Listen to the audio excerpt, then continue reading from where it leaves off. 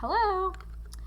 Today during class, we read chapters 3 and 4 of our novel, I Survived the Joplin Tornado 2011. Chapter 3. Crash!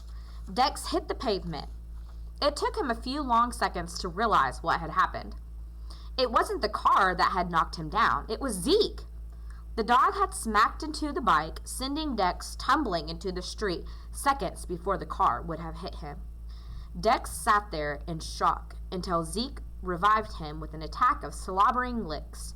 "You saved me," Dex said, burying his face in Zeke's smooth gray fur. Dex was still catching his breath when a man came rushing toward him. Dex realized that it was the owner of the car that had almost hit him.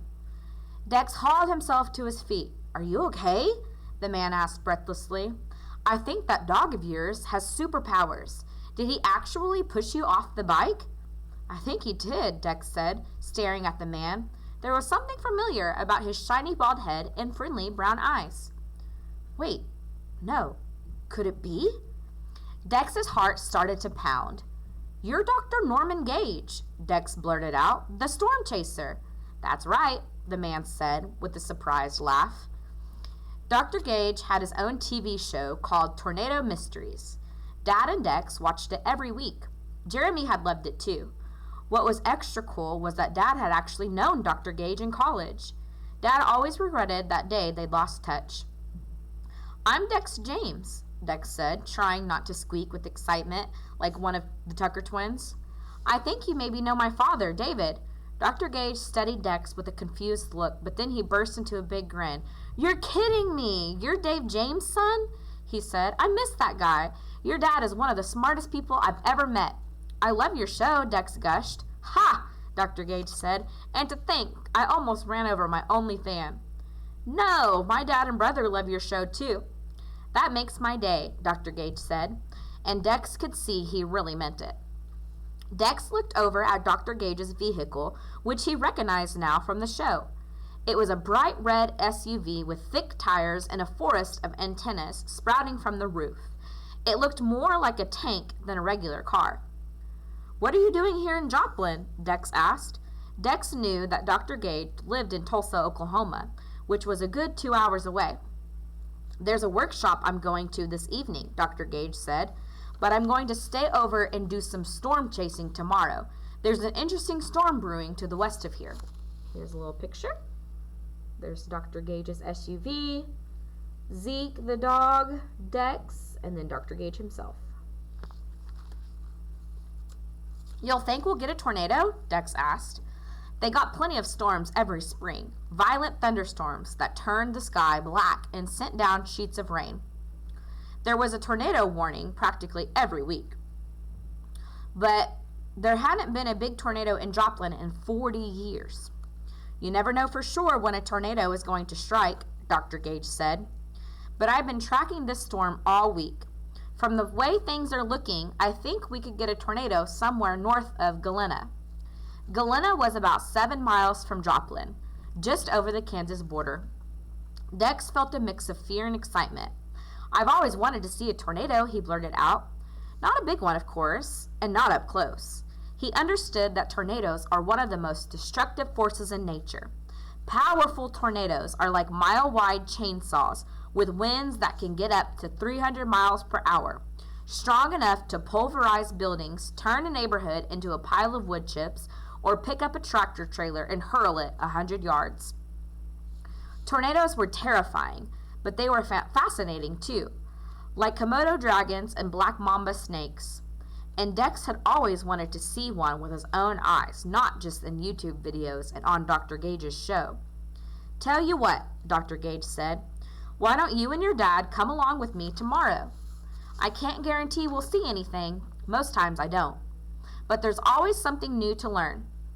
Dex's heart leaped up, but then he remembered that both Mom and Dad had to go to Joplin High School graduation tomorrow. All of the teachers had to be there. "My dad won't be able to come," Dex said. Dr. Gage reached into his pocket and took out a business card, which he handed to Dex. "Have my old buddy give me a call. Maybe he'll let you come and help me out." Dr. Gage gave Zeke a last pat on the head and got into his SUV. Dex blinked his eyes hard. Sure, this was all a dream, but no. He had been invited to go storm chasing with Dr. Norman Gage. He might actually see a tornado for real. Chapter 4. That night, 7 p.m. Sounds way too dangerous, Mom said, adding a dash of pepper to the bubbling pot of chili. I don't like the idea of Dex heading off with some thrill seeker. Dex, Mom, and Dad were in the kitchen, cooking their usual Saturday night chili dinner. Dad had already spoken to Dr. Gage, and he was now excited for Dex to go on tomorrow's chase. Now they just had to get Mom to go along with the plan. Deb, Norm is a serious scientist, Dad said. Mom eyed him. What he does is dangerous, David. Norman Gage isn't chasing bunnies, he's chasing tornadoes. Now there's a show I'd like to see, Dad said. Norman Gage, bunny chaser. That made them all laugh, with Mom's sing-song giggle rising up the loudest. Good sign, Dex thought. When Mom was really upset, not even Zeke could make her smile. After Jeremy left, it seemed Mom hadn't cracked a smile for a month. Mom stopped laughing. I'd just feel better if one of us were going along. There was no way she or Dad could miss the graduation ceremony. Dad brushed one of Mom's blonde curls off her forehead. I trust Norm. He really doesn't take risks, Dad said. And this is an incredible opportunity for Dex. You should see his car, Mom, Dex said. It can go way faster than any tornado. Mom looked at Dad and then Dex, flicking her dark eyes back and forth. Dex held his breath. Finally, Mom gave her I surrender sigh and flashed the smile that Dad swore was the prettiest in Joplin. All right. Victory! After dinner, Mom put the Scrabble board on the table. She looked at Dex hopefully. Quick game? Scrabble used to be another Saturday night tradition, Mom and Dad versus Dex and Jeremy. The fierce games would stretch for hours over bowls of popcorn and chocolate ice cream. When Dex and Jeremy won, they'd parade around the house like Super Bowl champs, whooping with joy. Dex couldn't tell Mom that with Jeremy gone, Scrabble was just a boring game. He kissed her goodnight. I need to get a good night's sleep for tomorrow. He said goodnight to Dad and headed up to his room. He watched a couple of episodes of Dr. Gage's show and then got ready for bed. He pulled back his blankets to make a spot for Zeke. He had to yank hard to undo his sheets, which were tucked in extra tight. Jeremy had taught him how to make his bed that way. He had just finished SEAL training in California, the most brutal military training in the world. It was 6 months of pure misery, Jeremy said. Endless days of grueling runs, freezing ocean swims, and impossible obstacle courses. The worst night for Jeremy was when they had to swim for hours in the freezing Pacific Ocean. The surf was so rough he got thrown against some rocks and cut his leg. They finally pulled me out of the water, Jeremy had said. They were afraid my blood would attract the great white sharks that feed in that area. Dex had repeated that story to Dylan and the guys, and they had almost fallen off their chairs with happiness. Dex also showed them Jeremy's SEAL Trident pen, which Jeremy let him bring to school for the day. The pen was a golden eagle clutch, an anchor, a gun, and a 3-pronged spear. Dex explained that out of the 118 guys who started in Jeremy's training class, only 23 passed and got their pens. The guys crowded around Dex, staring at the pen in awe, as if it was a dinosaur egg about to hatch. What was the best thing Jeremy learned in training? Dylan had asked. Almost without thinking, Dex said, to make his bed right. It's the first thing a SEAL learns in training. Anyone who does it wrong gets their bed ripped apart by the instructors. I don't get it, Dylan said, not rudely.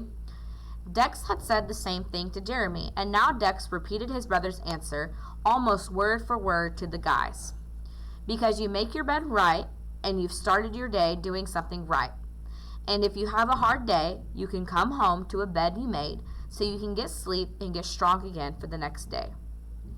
The guys watched for Dylan's reaction. That makes sense, he said finally, and now Dex climbed into his perfectly made bed and snuggled up with Zeke. He said a silent goodnight to his brother and a prayer to keep him safe. Tonight, at least, he didn't lie awake thinking about Jeremy. His head was filled with tornadoes dancing in the sky, touching down in his mind and carrying him off to sleep. that's where we're stopping today.